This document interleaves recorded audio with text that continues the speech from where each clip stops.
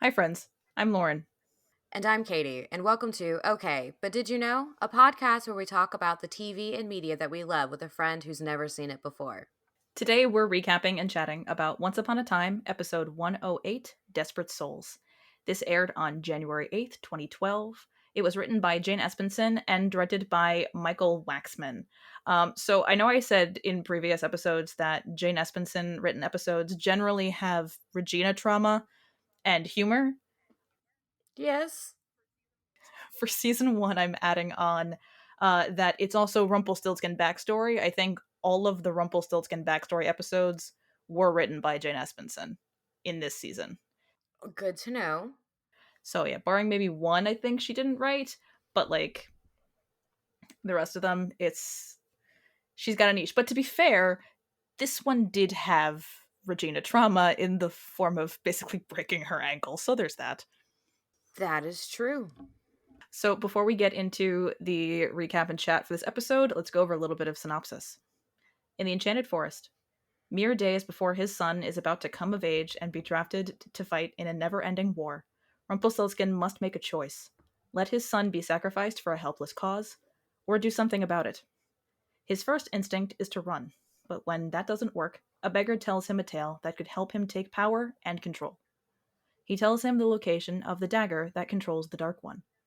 With a fateful stab, Rumpelstiltskin not only saves his son, but gains the power, making him the new Dark One. And in Storybrooke, 2 weeks after Graham's death, Emma has been acting as sheriff, and now the job is hers. Or so she thought. Regina intercepts the promotion by appointing the local newspaper editor, Sydney Glass. But she is not as all-powerful as she thinks. She can appoint a candidate, leaving it open for a town-wide election. After saving Regina from a fire at Town Hall, she thinks the tide has been turned in her favor, until she realizes that her benefactor, Mr. Gold, set the fire on purpose to increase her odds. When Emma stands up to him, telling the whole town what he had done and how she was not the hero they were all making her out to be, they respected her courage and elected her Sheriff Emma Swan. Mr. Gold doesn't make for a very good friend, but he makes a superlative enemy. I loved that line. I loved Regina. I mean, at the very end, literally her line as she walks in at the beginning of that scene is, "I thought I might find you here with a drink Mm-hmm. and my son." Like, That was hilarious. that whole scene, she's so good in it. I was like, somebody's mad. Just a little bit. Just a little I bit. will. So I started off. My first note is actually just like I'm Mm-hmm. just now looking for things every time we're in Mr. Gold's shop. Uh-huh. Like my eyes are peeled, So what'd you find? and I don't know what I'm finding. I'm realizing I'm not as much of a Disney and fairy tale Mm-hmm. nerd that I thought I was. The candelabra spoke to me. I was like, is that Lumiere? The candelabra is there. Could be. Yeah, it could be. There's a couple of things in there that are very in the back that like you don't necessarily notice. There are some beer steins that we'll see later on are the dwarves beer steins from like Snow White. But this is one of the times where there's a not so hidden Mickey. It's very blatantly there for a split second at the very end of the episode. Didn't see it. Yeah, it's like I only know because I've watched this so many times, and like you blink and you miss it. At the very end of the episode, when Emma confronts him about setting the fire, I guess midway through the episode, whenever it is, um, he goes, "Loads of visitors today," and then like they pan away to him. There's a giant Mickey Mouse figure in the front case. Oh my god. Yeah, it's like if you're looking for it, it's hard to miss. If you're not looking for it, it's very easy to not see. That's fair.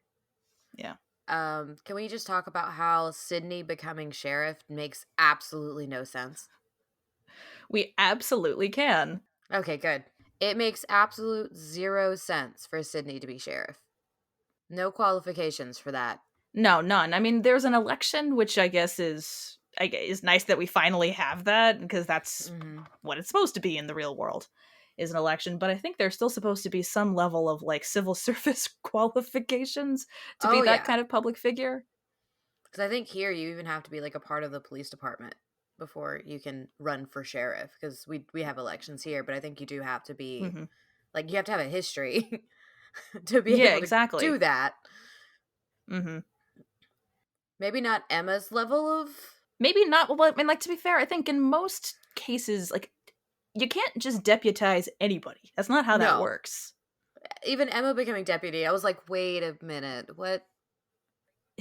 His whole justification being it's in my budget, dude. That's not how that works. It's a fun time. Yeah, but we did we it was a good episode. Like, I really enjoy we'll get into the stats later. I enjoy the story of this episode, regardless Mm-hmm. of my feelings for certain characters. Oh my. Because I really enjoyed this one. No, I know. I like this one too. And like, this is probably one of the few Rumpelstiltskin ones that does as well as it did for Oh. me.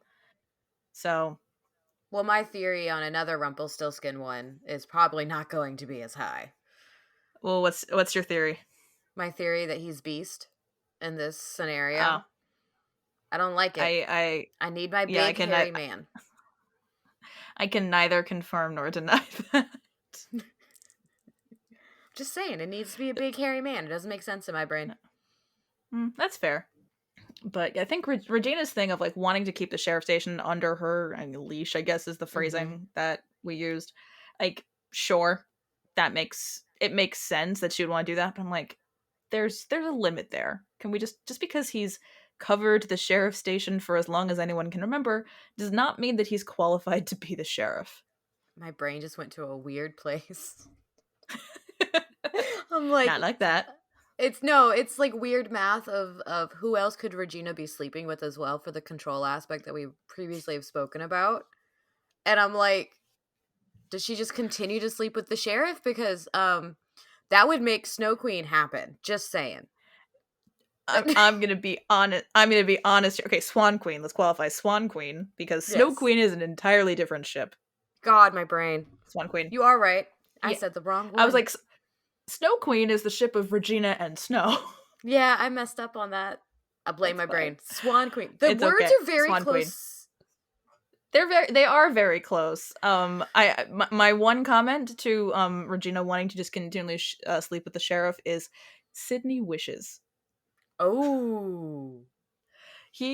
I'm sure he would love that, but unfortunately that does not happen. I mean, not for him. I think most of us would love that, honestly. Who amongst us wouldn't?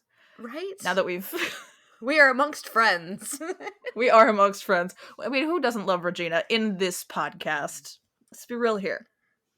Man, now I'm at a loss for words because I'm just like, I don't know what I should say and what I shouldn't. Some things could be deemed. Whew. Okay. All right. I have to say this one, even though it's like further down in my notes because I just make notes as I go. But I could not stop laughing at one point when he's like calling for the dark one. And I just wrote, Beetlejuice, Beetlejuice, Beetlejuice. Well, that's basically the idea is once you've got, because this whole thing, this is partially the Rumpelstiltskin, retelling and all that. And Rumpelstiltskin names have power. And Beetlejuice, you say him 3 times and he shows up. And oh my God, there he is. We've now said him 4 times. But that's the thing is like saying the true name of the Dark One is what summons said being. I don't want to use he because it's not always a he. The Dark One is an entity. It's not clearly, as we can see, the Dark One is not a person. It's an entity. It's the literal embodiment of all dark magic in this realm. So it was a very appropriate statement that he's like Beetlejuice. It made so much sense. Yeah. But since we're on the topic of the Dark One, because this episode was pretty much all of the Enchanted Forest was Dark One world building. For the most part, through the lens of Rumpelstiltskin, but it gave us a lot of information about the Dark One. Yes. So the Dark One before Rumpelstiltskin is a man named Zoso. To the best of our knowledge and timelines, the way things work, he was the Dark One for a couple of decades. He wasn't the longest Dark One, but he wasn't also the shortest. Okay. Zoso is a reference to Led Zeppelin. What? Apparently Zoso is like an unofficial nickname for Jimmy Page, according to the internet. That is so random and wonderful. But it is confirmed by the writers that that's what they were going for. They were doing the Led Zeppelin reference with that, so that's confirmed. Oh my God. Now I need to listen to some Led Zeppelin. I know, right? And on the topic of Zoso, our guest actor here, he's played by Brad Dourif, I think is how you pronounce his name. He's had a very long career. He's done a lot of stuff, a lot of movies in the 70s and 80s. He was in One Flew Over the Cuckoo's Nest. All right. He was in one of the Lord of the Rings movies. However, I think what most people would know him from is not his face, but his voice. He's the voice of Chucky, the demon toy. No. I'm a horror fan. Like, how did... Yep. This man is the voice of Chucky. Steven was just trying to get me to watch that the other day. Oh. Well, they have all the Halloween DVDs out in Walmart with the cool covers. And he's like, and I got excited. I'm like, I need, the Elm Street. I need this. I need that. Going through all of them. And he's like, you need the Chucky movies. And I'm just looking at him like, I don't. Okay. I think now you do. I think now I actually do. Oh, goodness. So, what other notes do you have for me? So, of course, with the what does gold get out of this? The guy that keeps coming to take the kids, and I was like, this guy's a dick, because he is. He is a dick, and luckily he dies really quickly. I went, wow, the Shiv comment was offensive. Yeah, that one is one time where, like, if I didn't know that Jen Espenson does such a good job writing Regina, I'd be like, who okayed that line? That was so messed up. That's a harsh line to come out of Regina. Like, she's... I always say that, like, after episode 7, we see a distinct shift in the way that she's written. Not here. Not there. Like, I don't know where that one came from, honestly. The logic in my brain for another part of this lovely story, putting a dagger behind a curtain isn't all that secure. No, it's not. This dagger controls the Dark One, one of the most powerful entities there is. Let's put it behind a fucking curtain. Pay no attention to the dagger behind the curtain. I need the writers to explain themselves. Y'all couldn't come up with, like, a locked chest or something a little bit more secure? No, because to be fair, it had to be somewhere where he could grab it while the whole castle was on fire. I mean, yeah, but still. I mean, he did call the Duke of the Frontlands an idiot, so there's always that. He's clearly not the smartest person. This is very, very true. There is that. My fantasy logic. I've read too many fantasy books. That's probably my big problem. I've read so many that I'm like, nope, that's not how that would work. That's fair. Of course, my Beetlejuice comment.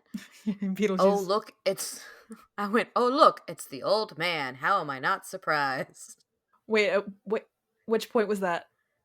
So, when he realizes who the Dark One is... Oh, when they reveal that it's the beggar. Okay. When it's the old man, the beggar, and I'm just like, how am I not surprised? Because I know that was a given. I mean, clearly, yeah. Regina's face when she has to say congrats. That whole scene, I want to just rewatch just that whole scene over and over again. It was so good. I wish that was one of the scenes that I had memorized. Unfortunately, it's just like 2 lines out of that entire thing of just like it's the I thought I might find you here with a drink and my son. And then like, you didn't pick a good friend in Mr. Gold, Miss Swan, but he does make a superlative enemy. I like the word using superlative. Like, that is not a word you hear very often. Regina's got good vocabulary. What can I say? My last little note is just, this feels like the time for a conversation on the corruption of power. Yeah. I mean, this one did include this. This is the beginning of all magic comes with a price, all power comes with a price. This is where this is the inception, I should say, of one of our main catchphrases. And as I've said before, with the way that I tend to rank episodes that have to do with Rumpelstiltskin, they tend to rank lower on mine because of what I know happens and what I know and what he does going forward. And the biggest issue I have with him is his dishonesty, because he is addicted to the power. Like, basically, as far as I can tell, as far as I've figured out in the timeline, he is the longest reigning Dark One. Oh, wow. I believe that the timeline we see of the inception of the Dark One happens 500 years before the main timeline. 500? Yeah, 500 years. It should be longer than that. Now the song from Rent's in my head. I feel like 500 years isn't enough time, I think, but my best guess, based off of a couple of offhand comments that people make about another character who you have not met yet, is this is roughly 200 years or so, roughly, before the events of the main timeline. So he's been the Dark One for roughly 200-something years, is my best guess. Oh my god. So I tend to view a lot of the stuff that he does later on, even though I don't agree with it, and it tends to make things less enjoyable to watch, almost like an addict. Ooh. It's very much addict behavior. I'll get to tell you at a later time if I agree. Yeah. When we get there. Look, I'm still reeling over on what the hell he was doing in the woods in a previous episode. That's all I have in my head. And I'm just like, what was he doing in the woods with the shovel? Time will tell. Look, I just read 2 different murder mystery books, so he wasn't burying a body, I can promise you that. Okay, thank you. He wasn't doing that. I want to say you find out in episode 19 or 20. My god, that's still so far away. But that's within this season. That's fair. Not within this year. Haha. No, yeah. Well, okay, if it's episode 19, at the schedule we're going to, it will be this year. If we stick to our schedule, you'll see episode 19, I believe. Okay, good. But speaking of just stuff that you won't see for a little while, the Rumpelstiltskin, it's a great segue, right? Great. The Rumpelstiltskin backstory and everything that has to do with his son Balefire, that you do see a little bit more of that towards the end of the season, but he appears more in the next 2 seasons. Okay. And what happened with Balefire, with Balefire's mother, his wife, Rumpelstiltskin's wife, is one of the few things I will say they stay consistent with. We do see what happens to his wife. I just want to hold on to this when Balefire says, "You told me she was dead," and he takes a pause and then says, "She is," to him. That's not a plot hole, that because we see her again, we find out what happened to her. That's not a plot hole. People are like, that's a plot hole. Like, of all the things that they rewrote on the show, no. Listen to the tonality of the way the guy says this. Well, it's like what happened to Frederick. You will find out what happened to Frederick. I will find out what happened to Frederick. In the episode aptly titled, What Happened to Frederick? Right? I can't wait for that, honestly, though, because I'm just kind of like, that one line that you had to point out to me.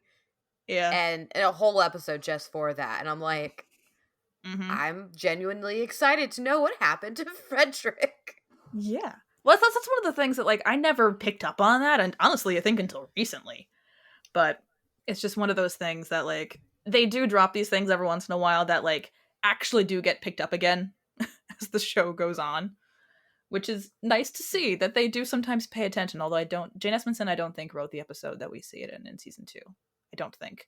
By season 2, she was mostly writing Regina stuff. That makes sense. So, but so that's one thing that they do actually carry over, and I'm very excited for you to watch that episode, because I really that's one that, like, it's Rumpelstiltskin focused, but I really enjoy it for, like, 2 very specific reasons that have nothing to do with Rumpelstiltskin. Of course, I can think of 2 specific reasons, possibly, or at least 2 characters. No, I don't think you know which. You definitely don't know what the 2 specific reasons are. Oh, well, not the reasons. I guess I was basing that off of, like, the 2 characters it probably involves. No, I know. I'm saying you haven't met the characters. Oh shit! You haven't met them. They don't exist. I was completely basing my theory off of your love of Snow and Charming. No, it has nothing to do with. Actually, no. We're so off topic. I'm trying to think. Is Snow even in that episode? I don't think so. No, she is. I was about to say, do you not know? No, I'm trying to think, because that's an episode. I don't want to get too far ahead of ourselves, because people who have seen season 2 know what the confusion in my brain is. There's too many timelines going on at that part of the season, so I forget which episodes have who in them. You'll have to, like, make a timeline for me, because I'm not going to know anything that's happening. Season 2 comes with a flowchart. No worries. A flowchart? A flowchart. Have I ever told you how happy I am I met you? Spreadsheets and flowcharts, that's what I'm good for. There could be a third thing, but I don't know if I can say that. while we're on the topic, not getting too far ahead of myself with season 2 and timelines and things that work out with Rumpelstiltskin's wife, but I did look up out of curiosity because I never looked this up before. Rumpelstiltskin's son is Balefire, and we know Rumpelstiltskin is very much into names. That's his thing. Is names have power. So Bay, short for Balefire, is a name of Celtic origin, meaning bonfire, which strong name. Bonfires are strong entities, right? According to one article I found, and I think you'll enjoy this, Balefire specifically could be in reference to the bonfire that one would create during Beltane. I love that. I thought you'd like that. Oh, for anyone who doesn't know, I'm pagan, so that makes me very happy, actually. Oh my goodness. I thought you'd like that. So this is the issue with, like, I can't necessarily read my unhinged notes because there's so many of them. This is, like, why I normally don't, because I just pick apart funny ones, because... How many are there? So, like, the amount you had, which was, like, what, like, maybe 5, 6 comments, roughly? About 10 or 12, between 10 and 12, actually. Okay, so still, take your 10, 12, not including, like, the bits that I highlight as topics for us to talk about. I am scrolling. I take a lot of notes of my inner commentary that I don't read on this podcast because it would take 5 minutes. Oh my god. Just to go through all of it. Just give me the juicy stuff. A funny one being, Bay, honey, I mean this with all the respect in the world, shut the fuck up. Right? Like, he kept talking and I'm like, shut up. But dude, like, calm down. Dude, kids are like that. At the amount of times I have to tell my own children, shut up, don't say things. Back on the topic of Rumpelstiltskin and how things that stay in continuity, the tale of Rumple running from the war is one continuity point that they actually kept. Good for you, writers. We do actually see that the moment of him running, like, we see him getting conscripted for the war. We see him just why he decides to leave, coming home to a wife that can barely look him in the eye. That's very much how that episode happens. This feels some, like, toxic masculinity going on there, though. Honestly, it's one time I understand the motives of why he did it. It's not necessarily toxic masculinity. It is truthfully wanting to be there for his child. Oh, I meant more so of the wife not being able to. And how everybody's treating him because he left. Like, while I get the whole honor and blah, blah, blah, blah, blah. Yeah. Like, some things you fucking leave for. No, I know. I mean, this is, again, I can't wait until you see what happens with her because we're, like, dancing around it. One thing I can say about what happens, and I am fully aware that I am biased towards this character because of the actor who plays her. I'm fully aware. Who plays her? Rachel Shelley?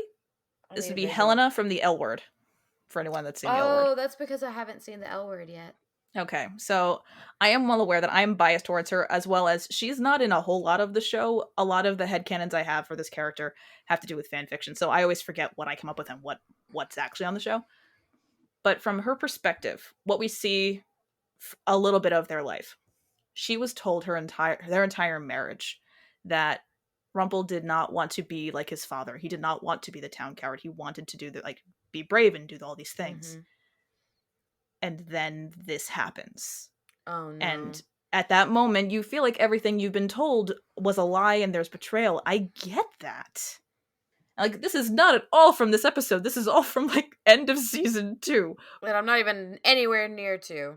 But, like, I'm aware. People like to disagree with me about her actions all the time. I fully admit, I'm fully aware of that. My opinion here is a very unpopular opinion. We get to see in the future if we have the same opinion, though. I get the feeling we're not going to. I get the feeling we're going to disagree. And I get the feeling, because I know where I'm coming from, and I know where other people tend to disagree with me come from. I think we're going to disagree. I'm so excited to disagree with something with you, because we don't disagree very often. No, we don't. But it's going to be interesting when we get there in episode 204. I'm ready. Oh, man. Let me get through the rest of these first. We got this. It's going to be great. I'll just keep obsessing over Rumple in the woods. That's fine. You won't have to obsess over that for much longer. I said episode 19 or 20. I think. So one thing that I pinpointed in this, when Regina went to go confront Mr. Gold, is when he says to her, "Subtlety, not your style, I know." The women in Regina's family, there's a joke amongst them that subtlety is not their thing. I didn't realize how early they'd started this. Oh. I thought this was started much later, because after the first instinct of it, where like it's very clear, the line is, "She's not one for subtlety." I'm not telling you who that's about. It's very clear when it gets used as the episodes go on, but I did not realize that the not a thing for subtlety started this early in the show, which I thought was cool. I love that I'm knowing all this, but then have no idea the context. I know you have no context, because like when I say the women in Regina's family, you don't know who they are. You've never met any of them. I'm now like, who's Regina's family? It's killing me now. I'm like, damn it, Lauren. Yeah. The only family members you've met are Henry and Henry. Yeah, Henry and Henry. I mean, and technically Snow, because stepdaughter situation, but, like, that doesn't really count. She's trying to kill her. Snow doesn't count. Snow does not count. Snow does not count. Fighting fire with fire. Kaboom! Oh, yeah, I went, what the fuck, an explosion? Yeah. That was so random for a show like this. I'm like, why is it? When did we get pyrotechnics in here? What is happening? That's where all their budget for this episode went. Oh my god. But I wrote down again, Jane Espenson writing more Swan Queen fodder with Emma carrying her through fire. Yeah. But also, like, Regina going from being help me, like being a bitch, then going help me, and then immediately going back to the bitchiness. And I was like, Regina, stop. I wrote that down, just that, ow, my ankle, set me down gently. Seriously, you're complaining about how I saved your life? Right? I really love their lines between each other most of the time. It's actually really great. Again, like I said, Jane Espenson with the comedy, she's really good with it. And then, like, a few seconds later, when Sydney comes in and is like taking pictures, and she went like, "So you're gonna handle the whole election?" And he went, "But it's news." Right? That was the moment that I was like, "See, he should not be the sheriff." But it's news. Like, he's not wrong. It is news. It's like, it's these small lines that I keep picking up on now that I'm watching this season like so much more closely than I ever have before. It's just a lot of fun to find these new lines that I haven't heard before. For me, I really enjoyed this episode. Like, even the backstory, I was like, all right, I kind of want to know why Rumple's the way he is. And I oddly enjoyed it, because I'm not a huge fan of Rumplestiltskin. Mm-hmm. But this was good. This is a good episode, and this one is very necessary world building, right? Because, I mean, the Dark One is such a big part of the show. How the Dark One became the Dark One is something that, like, with the fantasy show that has all this time, that you absolutely can focus on. And you've got the time to kind of do these episodes where you see these backstories that may not move the plot forward, but you're seeing... It helps you with your understanding of the characters. Yeah, it helps you see how these characters came to be and, like, understand their motivations and all of that. So I will say, though, the Ogre's War that we see is kind of a catch-all. Whenever they need some kind of big looming threat, it's just, there's an Ogre's War. It's unclear if the Ogre's War that's going on when in this flashback is the same one that Rumple fled from. It's unclear if it's the same one. As far as I can tell, it might be, but then there's another Ogre's War a couple hundred years later. Oh my goodness. So they just have constant issues with the ogres. Pretty much, and from what I can tell, it's mostly the humans causing mayhem. It's usually humans causing mayhem. Yeah. It's where most our problems are from. Mm.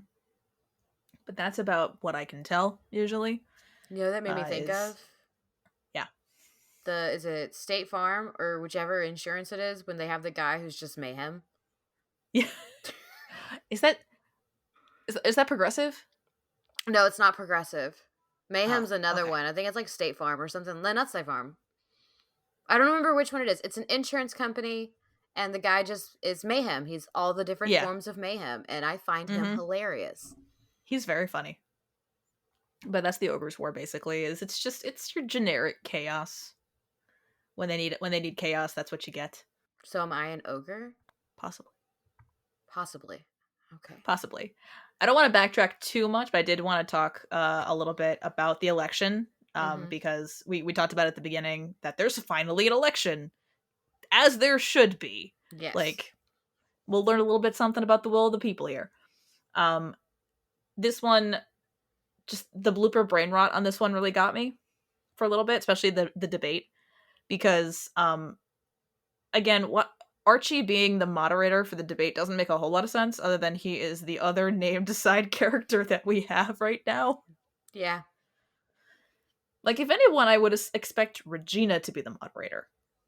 I think because she technically appointed the candidate. I don't know if she can, by technicality. I guess that's true. I suppose. But still, the town therapist being our moderator doesn't make a whole lot of sense. I did love his little line of glass swan. It's something that a decorator might make you buy, which is right. Very so cute. And of course his reference to conscience. Yes. But like the blooper brain rot in this one really got me, because there's one of the bloopers is him continually saying Emma Stone instead of Emma Swan, like over and over and over again. You can't help it. Dude. Like this poor man. Oh no. Because that's not fun for anybody. No, it's not. But I want to know, like, when this campaign, how long this happened, like this whole thing. It happened so fast. This is one, like, if I was still clocking pacing, this would lose pacing points, because in my old stats rewatch that I was doing for the TikTok account, I had a category for pacing, which was both how the episode felt to watch, but also how quickly or how well paced the events of the episode are, like, within the episode. So if it's just a couple of days, how much is happening in just a couple of days? Like, roughly, right now I can say each episode, if it doesn't span a week, they are about a week apart, I would say, because in episode 11, Emma will be looking for something specific that she says was checked out 3 weeks prior, and Regina says, if they're checked out 3 weeks ago, that means they burned in a fire that I believe got you elected. And those episodes, that's 3 episodes apart. So, like, that's the best I can figure out. Yeah, that's really fast for an elect. Like, I mean, the debate is immediate. Like, it's basically a couple of days between the election, between Emma. This town might not understand how elections work since they've never had one. I mean, this is entirely possible. Think about it. Regina's always been mayor. This is true, for as long as anyone can remember, which Regina quotes twice in this episode. She says, for as long as anyone can remember, twice. And I'm like, honey, we get it. Please dial it back. Right. But maybe that's what it actually is. Well, that's how the curse alters their memories. Now that you know that Regina knows and the curse is real, I don't have to dance around that anymore, which just makes my life easier. I just like being right. I know you do. Except for when I get really angry, because I actually finished a murder mystery book, like, yesterday. I knew who it was 30 pages in. Oh, that's not as much fun. I knew who it was. I'm reading the book, and they kept trying to, of course, throw out, it could be this person, it could be this person, it could... I'm like, it's not. 420 pages. To know who the killer is the whole time. Now, that's just bad writing. But as we've said, I pick up on things. Which comes from understanding story structure. You can usually figure out what's going to happen. And I do feel like a lot of writers, even though they like to think they're coming up with these bizarre things, like they're falling into Occam's razor of the most logical explanation is usually the correct one. Just between the amount of books that I read, the amount of psychological thrillers I watch, and horror, all the different things that I take in. When I get to a certain point, like, I can't help it. Like, I'm probably terrible to watch movies with. Probably terrible, because I pinpoint when things happen. Like, when I told you that Steven and I watched The Flash, I was like, time travel. We're doing time travel. Yeah. Like, not to keep bringing up my the conversation that I had with Victoria Smurfett. Always bring now that going up. on like 2 years ago. Just always bring that up. I absolutely love these stories. So at the time, this is what started the conversation that just brought us down a whole freaking rabbit hole of what ended up being a 20-minute conversation. I was writing a story that started as fan fiction of her character Cruella and another character once upon a time. It was a fan fiction idea to start out with. I had gotten a cameo from her the year prior, and I, at the time, because I was basically kind of using like my convention budget on cameos at that point, because it was the pandemic. Where was I going? Yeah. So I like to ask when I did those, like what types of stories would they like to see? Like, or what do they seek out or stuff like that? And in that, she basically gave me permission to write Cruella fan fiction. She said, like, if you could just write a happy ending for Cruella, that'd be great. And I'm like, okay, cool. Right? I'd love that. Which was adorable. So I told her, I'm like, so I did take your advice. And I started writing the story that was a Cruella fan fiction idea. And it was a romantic suspense idea. So basically, the idea behind it was there's an affair that goes badly, and then there's murder. That's basically all I had. But I didn't necessarily have the motive or the killer, but I just knew the guy had to die. Oh. Like, it was basically like husband and wife. Wife has affair with her college best friend. Husband dies. That was the basic idea. Okay. So I told her this. I'm like, this is the I told her in much more detail than that, because I had much more detail. Also, the character's name was Victoria, because I was not creative at coming up with character names at the time. But I told her, like, this is the idea, and she went, okay, let's figure this out. So she was trying to help me figure out motives and who could have done it. I love that. Which is just adorable. And then ultimately, I think she was starting to come up with other ideas, and I'm like, I don't know if that's gonna work, but okay, I'll keep it in mind. Eventually, I think I figured out the guy's brother did it. Why did the guy's brother do it? Because he was in love with the wife. Why does everybody love this wife? Because she's the main character. Main character energy. Main character energy. But again, like this, I have since shelved this project. I am well aware I don't have the skills yet. I think that's an okay thing to like recognize about something, is I don't have the skills yet to write this story to the degree that it would need. That's fair. I've not given up on it. I've put it to the side, but I refuse to give up on this story because I put a lot of work into it back then. I think I could write it better now. I'm not going to. I have other things going on, but I do think I'll be able to write it better as I get better as a writer. Yeah, because you're like getting closer and closer, bit by bit, to finishing so much. Everything is just like that much finished. Every day, I want to message you like every day and be like, "Give me news," but I know that's going to get annoying, so I don't. And I'm like, I need it just as much as you do at this point, so I can be happy for you. I know. I want to be able to finish the stories that I'm working on. The last one I read was really, really great. I could use more of that. Do you want to go into the official stats yes. how we ranked this episode? I would love to do that. Who's going first? I would like you to go first, and then I would like you to guess what mine was. Okay. So I really liked the plot to this. Mm-hmm. Thought it was a great plot. Like you said, the pacing really sucked, but we're not judging pacing. Yeah. But I really liked the plot. I gave it a 10. Okay. I gave character 8 because that one guy was a dick. Like Hordor. I could have done without as much Hordor, in all honesty. Yeah. Like we got it the first interaction, we got it. He's an asshole. Don't need more of him. That's fair. Personal, I gave a 9, so I gave it a 27. Okay. I think yours is either going to be about what I gave it or a point higher. You would be incorrect. Oh shit, what is it?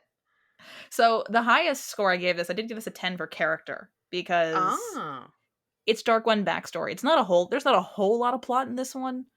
There is, but it's very important world building. It's nice. It's good. It's very important world building. It's a very important backstory that we absolutely need. For plot, I gave it a 6, just because there's not a whole lot of it to begin with, and what's there is this isn't necessarily filler, because what happens here is necessary, because this is something, as the show goes on, we see more. Emma and Regina need to be on equal footing. And her as sheriff is the best way to get us there, right? Her as deputy doesn't really put them on equal footing, but her as sheriff puts them on relatively equal footing. So I get it, but like, there's just not a whole lot of plot. For as much as I do appreciate that the plot that they set up does actually get set up in the way that they start it, I still gave it a 6. And I gave it a 7 for personal, because for Rumplestiltskin, I almost gave it a 5 for personal. That I'm like, you know what? The stuff that I like about this outweighs the fact that it's about Rumplestiltskin. I'm surprised. Well, this is a point where I don't mind him. When he starts to get really, really on my nerves is really more later of this season, beginning of season 2.